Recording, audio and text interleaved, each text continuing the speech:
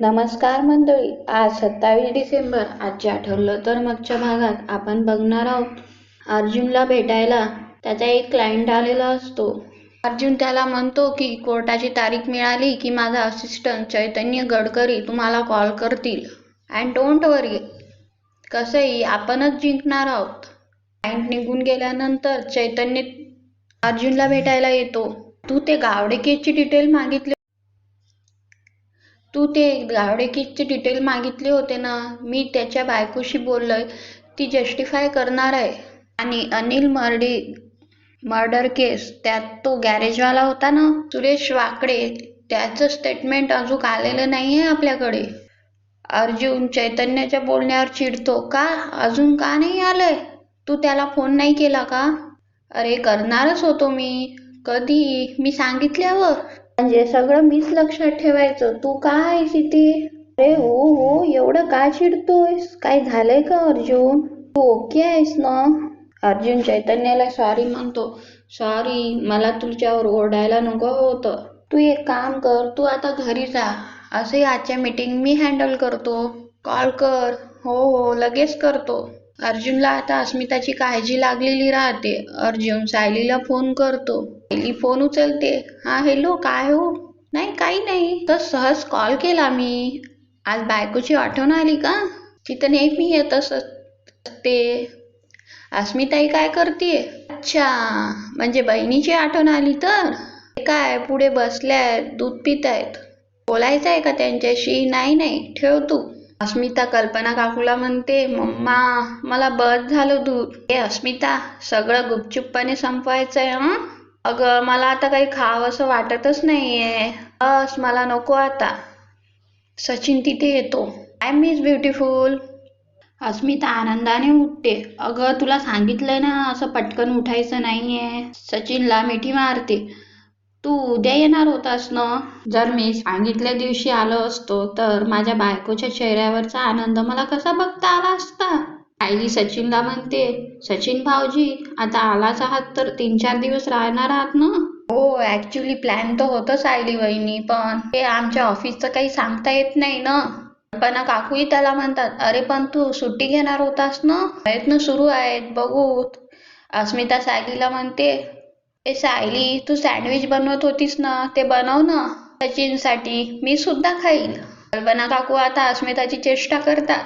आता तर कुणाला काहीच खाण्याची इच्छा नव्हती, नाही का? आता माझ्या नवऱ्यासाठी सँडविच बनव, मी सुद्धा खाईल. अस्मिताही हसून लाजते. सायली वहिनी, तुम्ही खरंच सँडविचेस करा, मी फ्रेश होऊन आलो. बरं. सचिन फ्रेश व्हायला जातो. अस्मिता सायलीने बनवलेल्या सँडविचकडे बघतच राहते. कधी एकदा हे सँडविच खाते असं झालंय मला. खूप मस्त दिसतंय. हा सचिन कुठे राहिला? अस्मिता, अगं तो आल्याशिवाय सँडविच खायचं नाहीये असं नाहीये काही. तू खाऊ शकतेस. घरी नको, वाट बघते मी. अर्जुनही घरी आलेला असतो.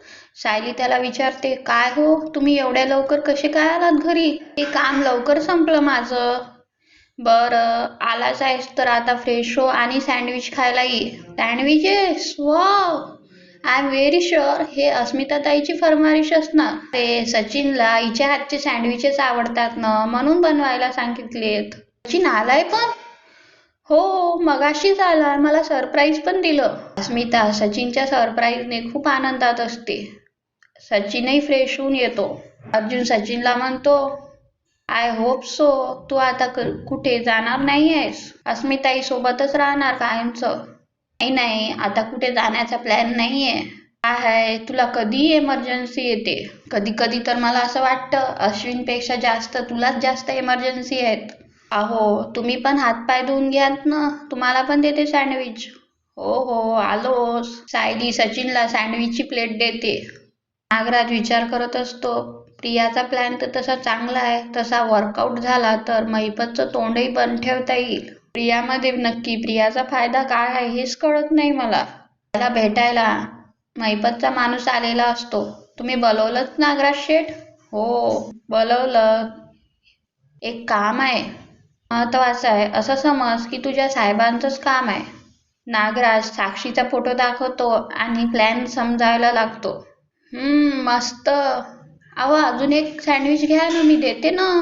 सचिन सायलीला म्हणतो, अजून मी खाल्लं तर पोट फुगेल माझं. मी तर त्याला म्हणते, अरे घे रे, एकात काही होत नाही, घे. As you wish beautiful. Arjun रागाने अस्मिताला म्हणतो, कशाला फोर्स करतेस? म्हणजे हवा असेल तर तू घेईल ना. सचिन, तुला हवं असेल तेवढंच खा. ते पण मला एक प्रश्न विचारायचा आहे, तुला यायला इतक्या लवकर परमिशन कशी काय मिळाली?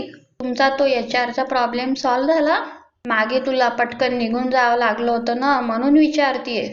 सचिनला तर ठसकाच बसतो अस्मिताच्या बोलण्यावर. अरे अरे पाणी घे. ते अस्मी, मी मेल केलाय. आता मला माझ्या प्रेग्नेंट बायको बरोबर पूर्ण वेळ घालवायचा आहे. मी त्यांना असं सांगितलंय की जास्तीत जास्त वर्क फ्रॉम होम द्यावा. मेल करून हो असं करता येतं? हो, मी सांगितलं म्हटल्यावर त्यांना करावंच लागणार ना. बरोबर आहे. म्हणजे तू आता फक्त अस्मिताताईवरच फोकस कर. हो हो, गुड.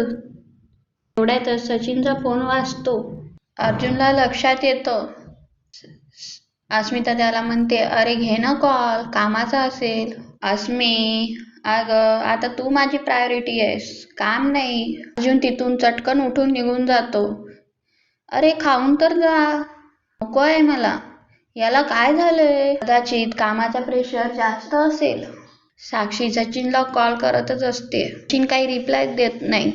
फोन का नाही उचलत आहे हा माझा? परत परत कॉल कट करायला लागलाय माझा. हा परत गायब तर नाही होणार? साक्षीजवळ महिपतचा माणूस येतो. साक्षी त्याला विचारते, का बोलवले मला इथे? तो तिच्या हातात चिठ्ठी देतो. काही बोलता तिथून निघून जातो. हे काय आहे? चिठ्ठीत सावध राहा असं लिहिलेलं असतं. सायली पुस्तकं आवरत असते. आज तुम्ही नीट जेवलात नाही आहात? नाही, तसं काही नाही. अस्मिताताईंना 2 सँडविच जास्तच दिलेत. सचिन भाऊजी जवळ असतात ना, ते खुश असतात ते. खूप प्रेम आहे त्यांचं एकमेकांवर. आणि झालंय कसं, लग्न झाल्यापासून सचिन भाऊजींना बाहेर जावं लागतंय ना, म्हणून आता अस्मिताताईंना सचिन भाऊजी सतत जवळ हवे असतात. अर्जुन सायलीला म्हणतो, सायली मला तुला काहीतरी सांगायचंय. तेव्हा त्याला आठवतं त्याने सचिन आणि साक्षीला एकत्र बघितलंय. आणि सचिनने त्याला असंही म्हटलं होतं की मी परत असं काही करणार नाही, मी ही रिस्क घेणार नाही.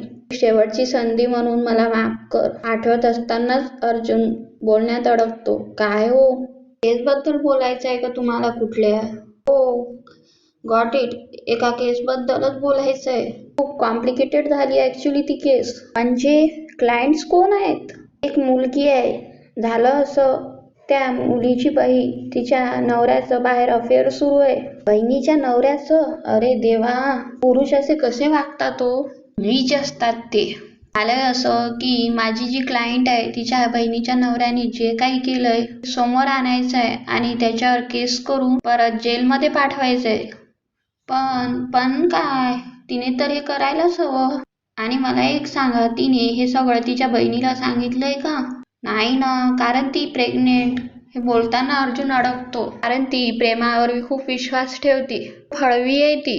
आणि ॲक्च्युली तिची तब्येतही बरी नाहीये. कदाचित तिला असं कळलं तर तिचा जीवही जाऊ शकतो. मला आणि माझ्या क्लायंटला काही कळतच नाहीये. सगळ्यांसमोर त्या माणसाचा मुखटा फाडायचा, त्या बहिणीला पाहून गप्प बसायचं. सायली अर्जुनला विचारते, कधी आली तुमच्याकडे ही केस? नाही, ॲक्च्युली चैतन्याची केस आहे. त्याला कळत नव्हतं तर त्याने माझ्याकडे दिली. मलाही काहीच कळत नाहीये, काय करू?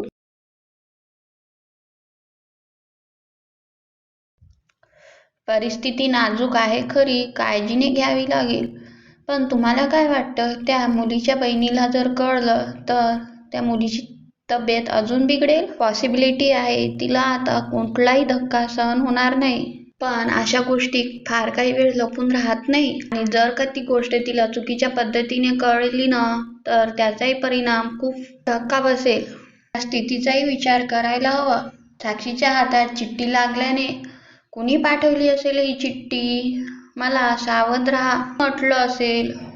नागराज काही माहीत नसल्यासारखंच करतो. कुठली चिठ्ठी? काय बडबडतीयस तू? तू अर्जंट सांगितलं म्हणून मी इथे आलो. काय झालंय ते नीट सांग ना. नुसतीच फेरा मारतीये मगापासून.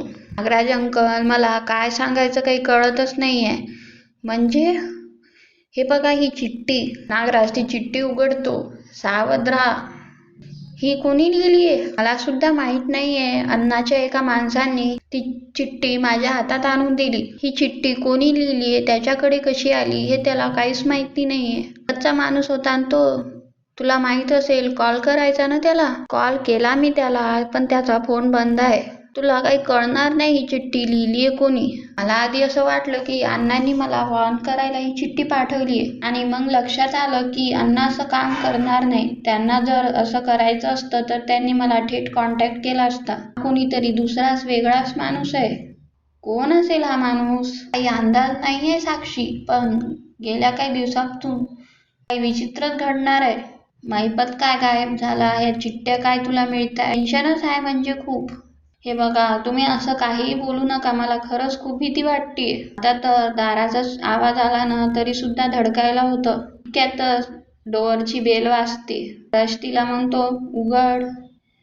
नाही, नको साक्षी, अगं दार उघड. नको.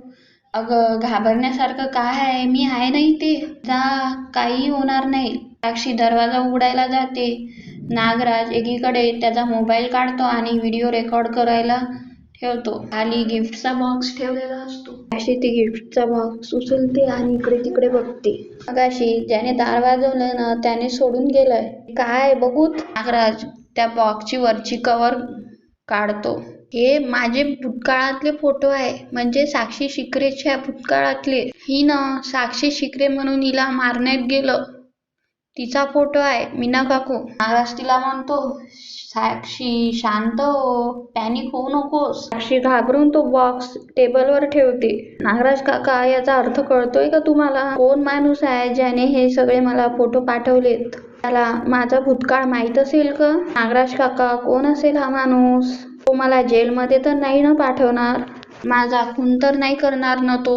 का मला खूप भीती वाटतेय. नागराज तिला म्हणतो, रिलॅक्स, प्लीज शांत हो.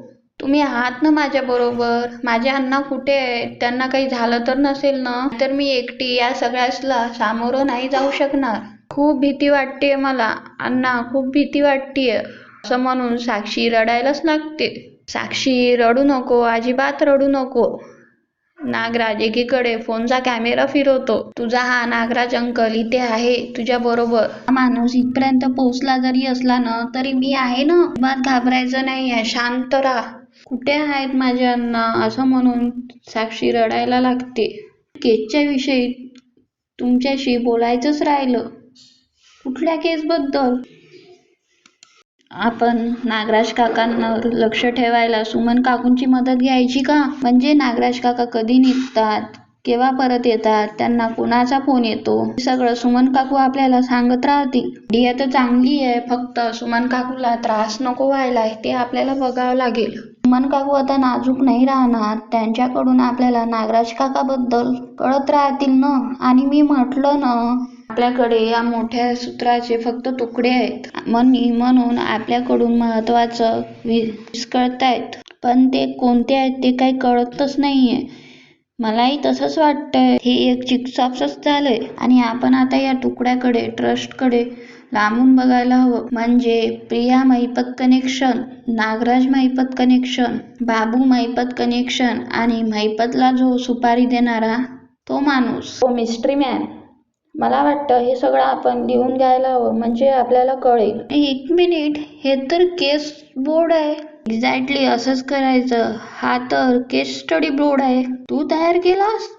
हो, तुमच्या बरोबर राहून एवढं तर शिकले मी. रविराज काकांचा अपघात झाल्यापासून सगळ्या बारीकचिरीक गोष्टी म्या बोर्डमधून लिहून ठेवल्या. तर प्रेक्षकांनो, पुढील भागात सायली अर्जुनला म्हणते, जेव्हा तो मोती सापडला होता तेव्हा रविराज काका तर मान्य करायलाच तयार नव्हते की तो प्रतिमा हत्याचा आहे. म्हणजे ती डेड बॉडी तर प्रतिमा हत्याची नव्हतीच.